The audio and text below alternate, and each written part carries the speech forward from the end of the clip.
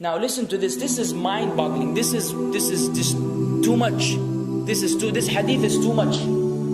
As in, it's so powerful. If you were to reflect on it, you should, maybe faint. When Allah loves a slave, He calls on Jibreel. Who's Jibreel?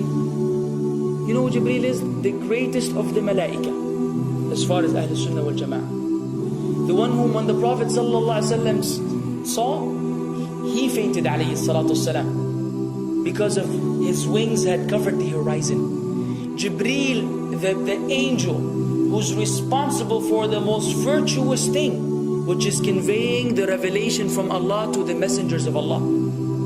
Jibreel, and what do you know about Jibreel? Allah said, whoever is adu, whoever is an enemy to Jibreel, then Allah is the enemy to the disbelievers. Allah defended Jibreel in the Quran. Jibreel, the one who took the Prophet ﷺ in Al-Isra al-Mi'raj, in the ascension to the heavens. Jibreel, the malak, which we don't know what to say about, because of his honor and his virtue in the sight of Allah. Allah will call on him to share with him the love which He has for you. Allah doesn't need to do this. He could not do this, but Allah likes to do this, so He does it. He says, I love Fulan. Now I want you to think that Fulan is you. Whatever your name is, Ahmad, Mayroob, whatever your name is. Imagine Allah above the heavens, above the throne, in His greatness and His majesty, which is beyond our human comprehension, calls out to Jibreel to inform him that He loves you. And then only that, فَأَحِبَّهُ, then He commands Jibreel to love you also.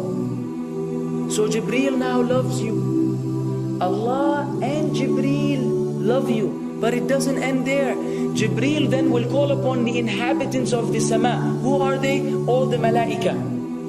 How many? We can't even count. Trillions and trillions of malaika which Allah created beyond our, again, human comprehension. All of them are commanded simultaneously to love you. First Jibreel says, Allah loves Fulan, so now you have to love him. Then all of the angels in the heavens love you. Then Allah will place acceptance for you on earth. So people will love you. Not everyone. You may be saying, why do I have enemies? People who love the Sunnah will love you. The people who love Allah and His Messenger will love you. The people who are upon the correct aqeedah and methodology will love you. Other people may hate you because of a problem in them, not because of a problem in you. Because you may say, well, this fasiq, this evil, disobedient person doesn't love me. Don't expect him to love you. He loves people like himself. Who will love you? Righteous people. Righteous people. They don't know why. They don't even know why. You've never even given them $1 or a riyal or a pound. You've never done anything for them. Maybe you scream at them. Maybe you do other things. It's Allah. Why? Because Allah had loved you first, then Jibreel had loved you first, then the malaika loved you afterwards, then Allah put acceptance for you on earth, so people have no choice but to love you. We ask Allah to make us among them. Now what better than that? What else do you want? What else do you want? What? If you're a person whom Allah loves, in every movement you go, you do, you pray, you sleep, whatever you do, you are among those whom Allah loves and Jibreel loves and the angel loves. What else do you want, ya akhi? You're guaranteed success in this life and in the life to come. Guaranteed. No way Allah will punish you. No way. No way Allah will punish someone whom He loves. But the hadith doesn't stop. The hadith has a very saddening continuation, which we should seek refuge with Allah from. وَإِذَا أَبْغَضَ عَبْدًا, and if Allah hates a slave, He also calls on Jibreel. And He informs Jibreel that He hates this person. So He will command Jibreel to hate this person. Then Jibreel will tell the angels to hate this person. Then Allah will put hatred for him on earth. La ilaha illallah. Imagine you walking upon the planet, the face of the earth which Allah created, while Allah hates you, and the angels hate you, and Jibreel hate you, and the righteous people hate you. What a sad state for a human being. And ikhwan, we could be one of those as well. If you are prideful, arrogant, you are qualified for this hatred, because Allah does not love kulla mutakabbirin jabbar. Allah does not love the arrogant, the prideful. If you go against the sunnah, then Allah does not love those who go against the sunnah. If you don't observe taqwa, and you don't observe ihsan, and you don't observe tawbah and tatahur, then again we are disqualified. If you, many things which we can mention, many things which will bring about Allah's hatred and deprive us of Allah's love. It's a very sensitive situation, meaning right now, you have to be one of these two. Either Allah loves you or He doesn't. But there's always good news even for those people whom we can be amongst. It's not too late because you're alive.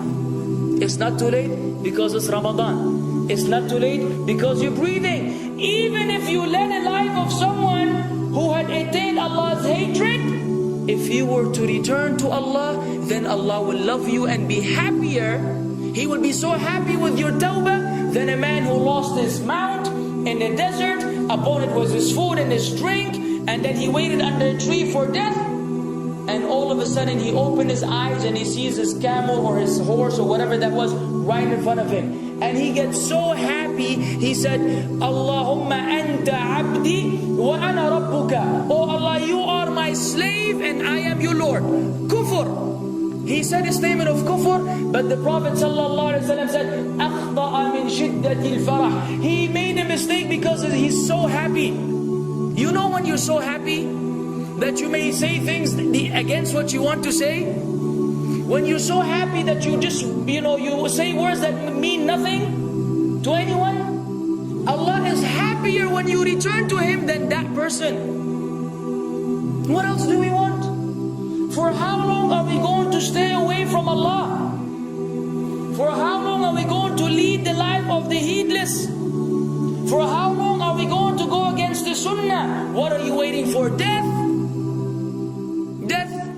حتى إذا جاء أحدهم الموت قال رب ارجعون لعلي أعمل صالحا فيما تركت كلا.